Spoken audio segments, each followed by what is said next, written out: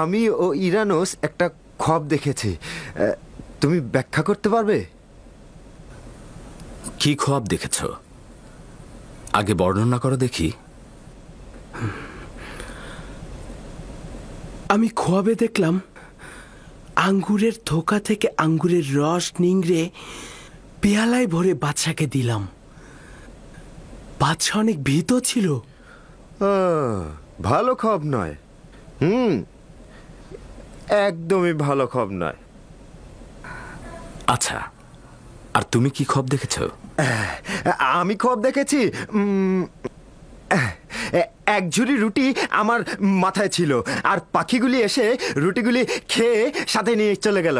হ্যাঁ, চলে গেল। হ্যাঁ, হ্যাঁ।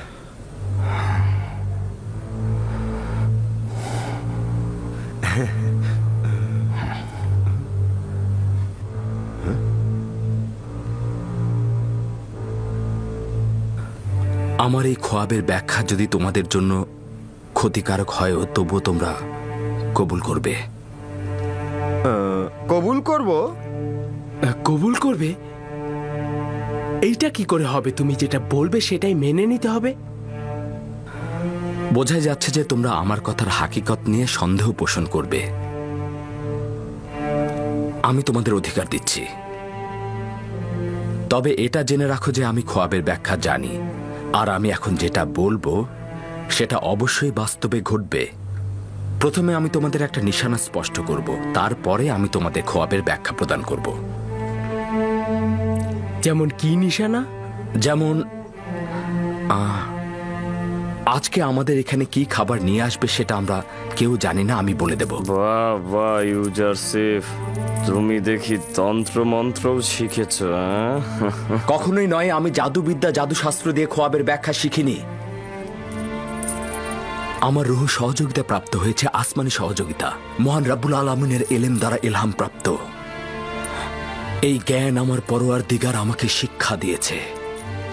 তুমি যে খোদাকে উদ্দেশ্য করে বলছো সে মিশরের মহান আমন খোদা নয় তো? তার মানে আত্মাহীন পাথর কি খোয়াবের ব্যাখ্যা ও হাকিকাত সম্পর্কে জানে? হ্যাঁ।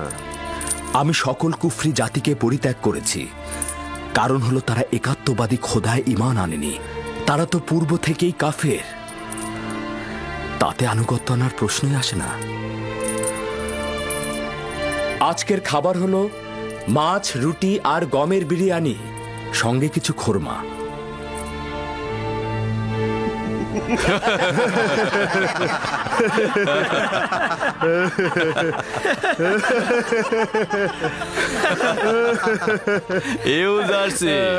এটা কারাগার, মেহমান খানা নয়। কয়েদিখানা এই খাবার? আমি তো স্বপ্নেও এই খাবার দেখিনি। এই খাবার শুধুমাত্র বিলাসবহুল জলসায় শরাবের সাথে খেয়ে থাকে, জাবিরা জেলখানায় নয়।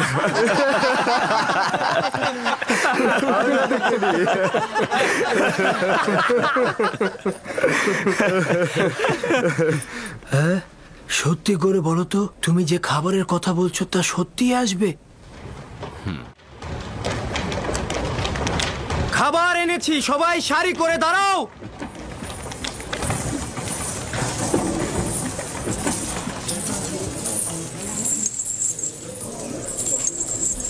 আজকের খোরাক কি?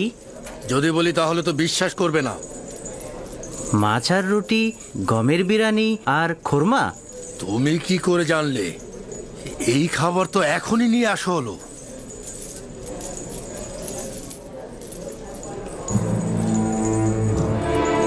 ইউজারসিফ যেই খাবারের কথা বলেছিল সত্যি সত্যি সেই খাবারই এসেছে। লাইনে দাঁড়াও, সবার কাছে পৌঁছাবে। তোমরা সবাই সারিতে দাঁড়াও।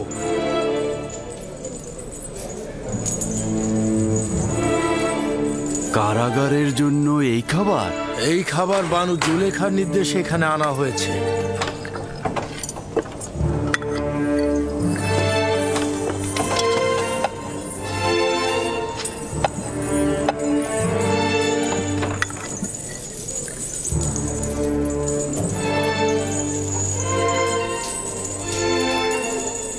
খাবার জুলেখা পাঠিয়েছে। আচ্ছা, এটা জুলেখারি কারবার। তা নয়তো কি, এর আগে কখনো এই কারাগারে এমন খাবার দেখেছো? বানু জুলেখা কারাবন্দীদের প্রতি সহানুভূতিশীল হয়ে তাদের মনোরঞ্জনের জন্য এই খাবার পাঠিয়েছে। সকল কয়েদির মনোরঞ্জনের জন্য নাকি একজন কয়েদির মনোরঞ্জনের জন্য? হ্যাঁ,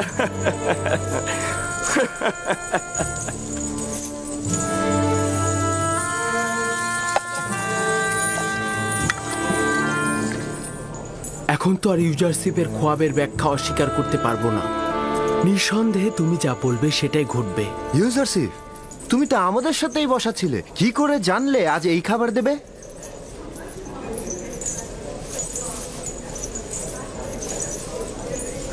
আমি যা কিছু জানি পরোয়ার দিগারের পক্ষ থেকে আমাকে তালিম দেওয়া হয়েছে। নিজে থেকে আমি কিছু বলি না। তুমি কোন খোদার কথা বলছো? তুমি কার অনুসারী? আমি আমার পিতা ও পিতামহের দিনের অনুসরণ করি, ইব্রাহিম, ইসহাক ও ইয়াকুব দিনের। তুমি ইব্রাহিমের উত্তরসূরি, যে কিনা এক খোদার অনুসরণ করত। হ্যাঁ, সেই যে কিনা তোমাদের অনেক খোদাগণের বিরুদ্ধে অভ্যুত্থান করেছিল, সেই যে কিনা কুফরি, শেরেক ও নিজ হাতে তৈরি করা খোদার বিরুদ্ধে সংগ্রাম করেছিল। এই ইউজারশিপ, হাজার হাজার বছর ধরে আমাদের পূর্বপুরুষরা আমুন খোদার ইবাদত করে আসছে। তারা কি এতদিন ভুল করে এসেছে? নির্জীব পাথর খোদাই করে তৈরি হয় তোমাদের সেই মহান আমুন খোদা। পাথরের কারিগররা তাদের নিজ ইচ্ছে মতো তার আকার দিয়ে থাকেন। এটা কি ইবাদতের যোগ্য, নাকি মহাপরাক্রমশালী যে পরাজিত হন না তিনি ইবাদতের যোগ্য? এইরকম খোদাই আসলে ভালোবাসা আর ইবাদতের যোগ্য। কিন্তু কিন্তু আমরা কোথা থেকে জানবো এর অস্তিত্ব? তাকে তো আমরা কখনো দেখিনি। তাহলে আমরা তাকে কিভাবে পাবো? আমাকে তো তোমাদের হেদায়েতের জন্য এখানে পাঠানো হয়েছে এবং তোমাদের খোয়াবের ব্যাখ্যা প্রদানের ক্ষমতা দেয়া হয়েছে। তোমাদের আজকের খাবারের আগাম খবর তো আমিই দিলাম। একটা মাত্র ভবিষ্যৎবাণী শুনে আমরা আমাদের খোদাকে ভুলে যাব না, আর তোমার খোদার ইবাদত করব না। তোমাদের আগে বলেছি আমার এলেম রাব্বুল আলামিনের কাছ থেকে, না আমার নিজের কাছ থেকে। এখন আমি তোমাদেরকে এমন বিষয়ে বলবো যেটা আমি আগে কখনোই তোমাদেরকে বলিনি।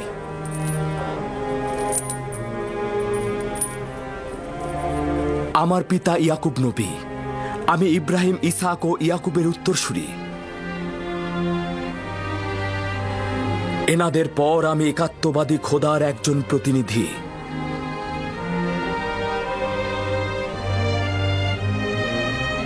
তোমাদেরকে আমি আমার পূর্বপুরুষ ইব্রাহিমের দিন এবং একক ও অদ্বিতীয় খোদায় ঈমান আনতে আহ্বান করছি। তুমি তাহলে খোদাবন্দের প্রেরিত প্রতিনিধি? তোমাদের জন্য বলছি, আম্বিয়া সিলসিলার একটি ধারণা ইনসানদের হেদায়েতের জন্য প্রেরণ করা হয়েছে।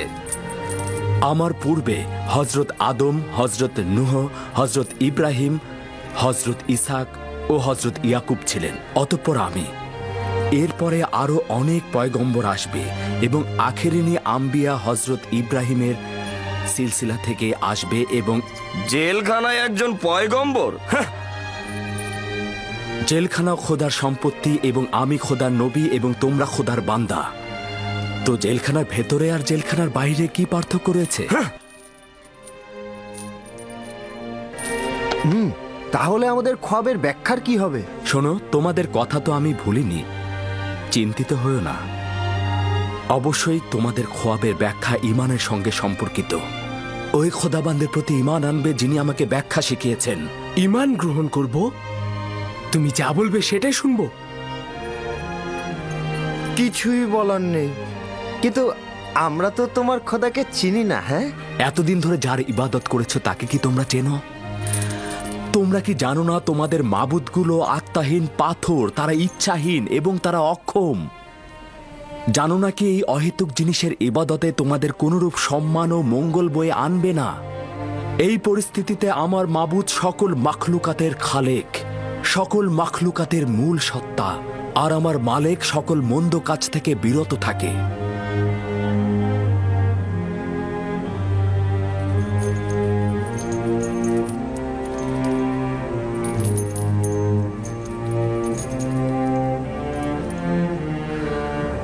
আচ্ছা আপু পিস ও ইরানুস, তোমরা তো জবাব দিলে না।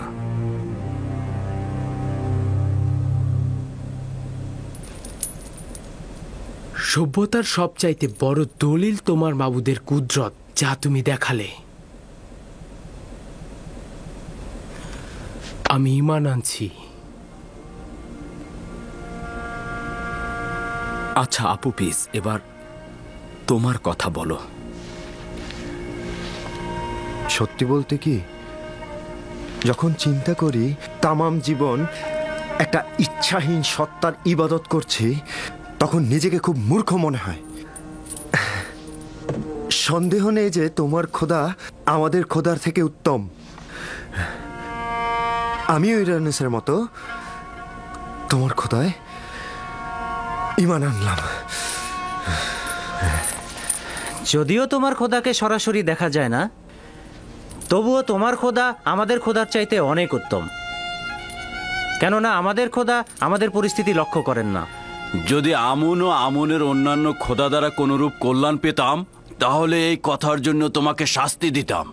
কিন্তু এখন আমি বলছি, যদি তোমার খোদা তোমার মতোই মেহেরবান হয়, তাহলে আমি তাকে তোমার মতোই ভালোবাসবো। সত্যি বলছি।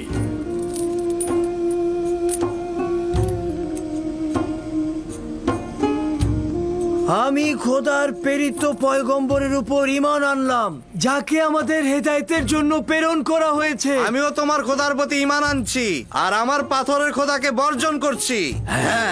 আমি এখন থেকে যেই খোদার ইবাদত করব, তিনি আমার খালেক, তিনি আমার মাখলুক নয়।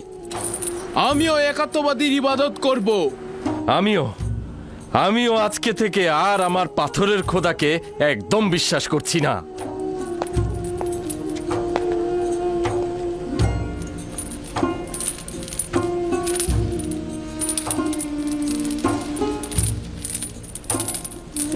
এখন তাহলে সকলে আমার সঙ্গে বলো,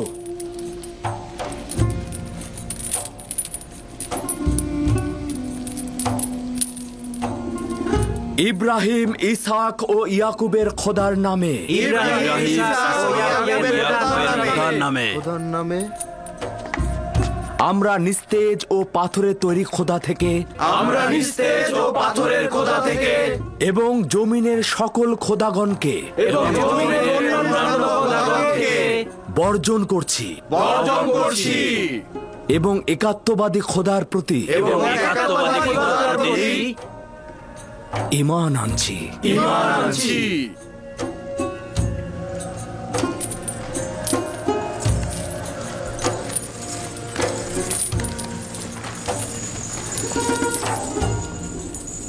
ইউজারশিপের বিরুদ্ধে পদক্ষেপ নেওয়া উচিত। যেমন কি পদক্ষেপ? সে সকল কারাবন্দীকে এক খোদার ইবাদতকারী বানিয়ে ফেলছে। তাহলে আমাদের পূর্বপুরুষের আইনের কি হবে? জটিল করো না। ইউজারশিপ আমাদের জেলখানার জন্য আশীর্বাদ স্বরূপ, আর আমরাও তাই চাই। তুমি তোমার কাজ করো আর ওদেরকে ওদের কাজ করতে দাও। জনাব ইউজারশিপ, আমরা ঈমান এনেছি। এখন আমাদের খোয়াবের ব্যাখ্যা করুন। আমাকে কথা দিয়েছিলে তোমাদের খোয়াবের ব্যাখ্যা যা কিছু হোক কবুল করবে, এমনকি যদি ক্ষতিকারক হয় তবেও। কবুল করছি তো। আমরা প্রতিজ্ঞায় অটল আছি। ইরানুস, তোমার খোয়াবের ব্যাখ্যা হচ্ছে এই যে 3 দিন পর তুমি তোমার পূর্ব পেশায় ফিরে যাবে এবং আমেন হতেবের সাক্ষী হিসেবে সম্মান ও মর্যাদা পাবে। আর আপু পিস, তুমি 3 দিন পর শাস্তি স্বরূপ ফাঁসি কাষ্ঠে ঝুলবে। তোমাকে ঝুলিয়ে রাখা হবে আর পাখিরা তোমার দেহ ঠুকরে ঠুকরে খাবে।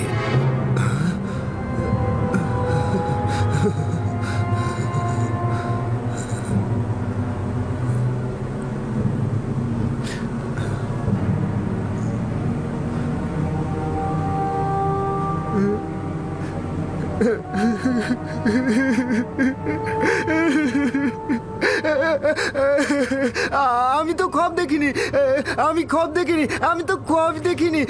যখন যখন দেখলাম ইরানুস খব দেখছে, তখন আমি তাকে মিথ্যা বললাম। আমি তো কোনো খবই দেখিনি।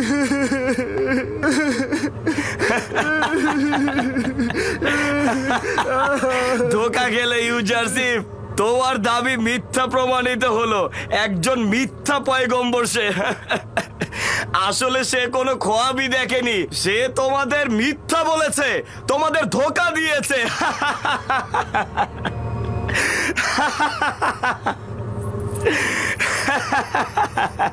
আফসোস যদি তোমার কথা সত্য হতো, কিন্তু আমি যা কিছু বলেছি তাকদীরের কলবে লেখা হয়ে গেছে, আর নিঃসন্দেহে এটাই সংঘটিত হবে।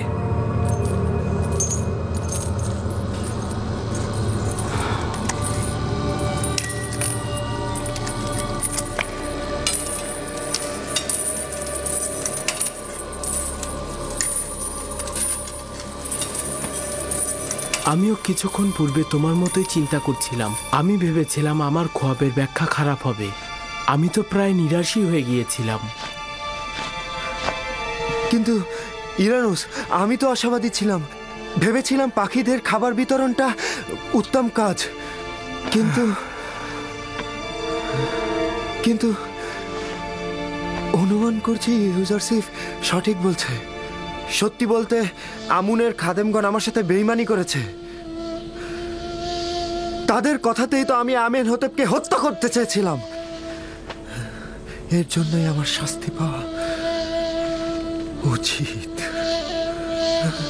মৃত্যু, মৃত্যুদণ্ড হবে আমার। ইরানুস, ইরানুস, তার মানে কি খাদেমগণ আমাকে সাহায্য করবে না? যদি ইউজারশিপের ব্যাখ্যা সঠিক হয়,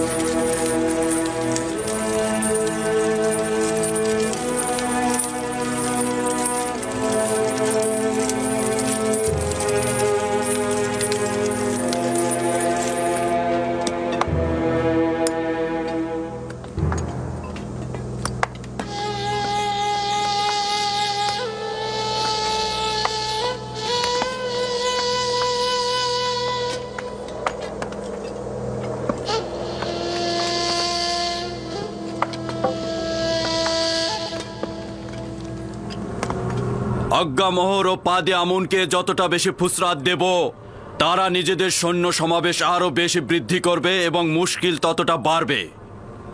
যদি সিদ্ধান্ত এই হয় যে তাদের সঙ্গে সংঘর্ষে লিপ্ত হব, তাহলে আমার প্রস্তাব আজ্ঞামোহর ও পাদে আমুনকে এখানে এনে কিমনি ও আপুপিসের মুখোমুখি করা। তারা তো আর আপুপিসের স্বীকারোক্তিকে অস্বীকার করতে পারবে না, তাই নয় কি?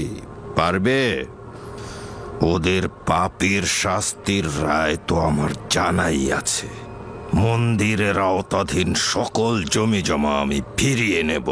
আজ্ঞামোহর আর পাদিয়ামুনকে আমি কঠোর শাস্তি দেব। উত্তম হচ্ছে যে রাজমহলে জাঁকজমকপূর্ণ মেহমানদের আয়োজন করা হোক। আজ্ঞামোহর ও তার সহকর্মীদের দাওয়াত করা হোক। এমন সময় খাদেম কিমনি, ইরানুস ও আপুপিসকে এখানে হাজির করানো হবে। একে অপরের সঙ্গে মুখোমুখি করানো হবে। আপনি কি ভাবছেন এ দাওয়াত তারা কবুল করবে? যখন বাদশাহ আমেন হতেব কাউকে দাওয়াত করেন, তার ওয়াজিব হলো এই যে বাদশার প্রতি আনুগত্য প্রকাশ করা। যত দ্রুত সম্ভব আয়োজন করো, এই মজলিসেই বিচার কার্য সুনিশ্চিত হবে। হুকুম শিরোধার্য আলী জনাব।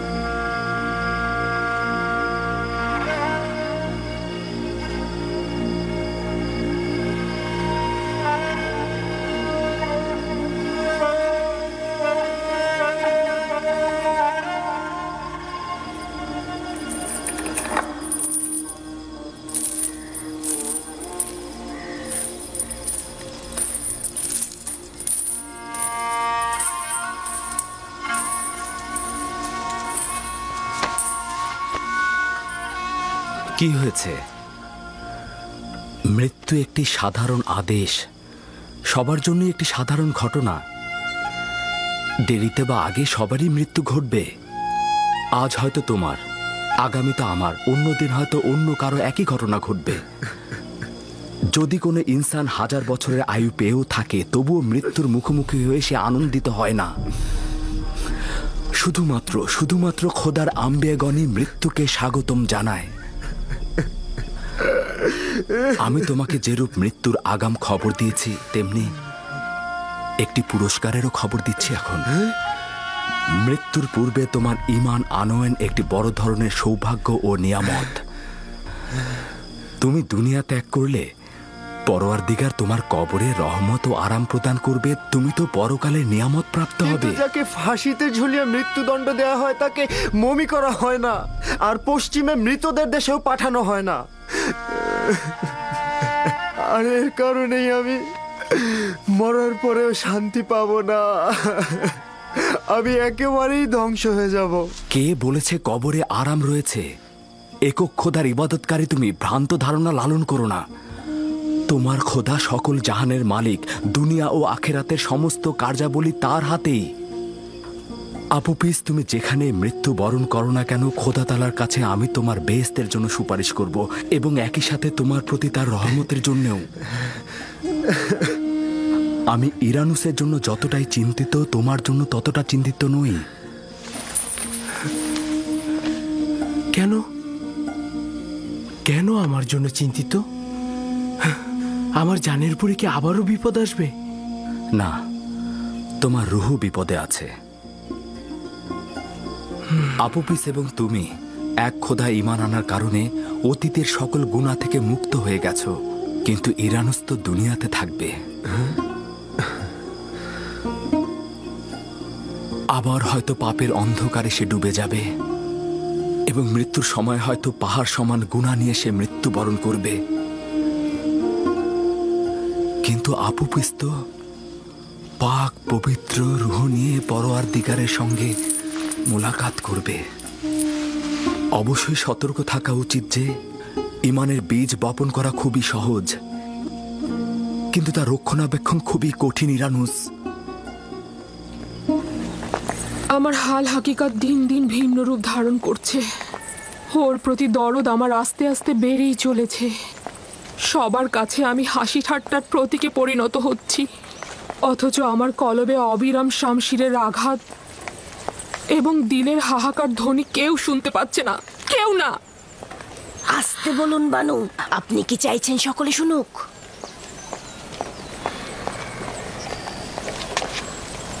আমি আঘাতে বিশ্বাসী। ইউজারসিফের আনুগত্য ও বশ্যতা শিকারের একমাত্র পথ আঘাত ও দৌড়া মারা। আপনার একটু ধৈর্য ধরা উচিত বানু। আমি ইউজারসিফকে ছোট থেকে বড় করেছি। কেউ তাকে কোনো কাজে বাধ্য করতে পারে না, যদি সেটা তার অমতে হয়। আমি অন্য কোনো পন্থার কথা ভাবতেই পারছি না। কিন্তু আমি ভাবছি তাকে যদি জোর না করে একটু বোঝানো যায়, তাহলে হয়তো আনুগত্য প্রকাশ করবে। যদিও এই কাজ করে কোনো ফায়দা নেই, তবু আপনাকে খুশি করতে যে কোনো কাজ করতে আমি প্রস্তুত আছি বানু। আজ এই মুহূর্তে আমি জাবিরা কারাগারে যেতে চাই।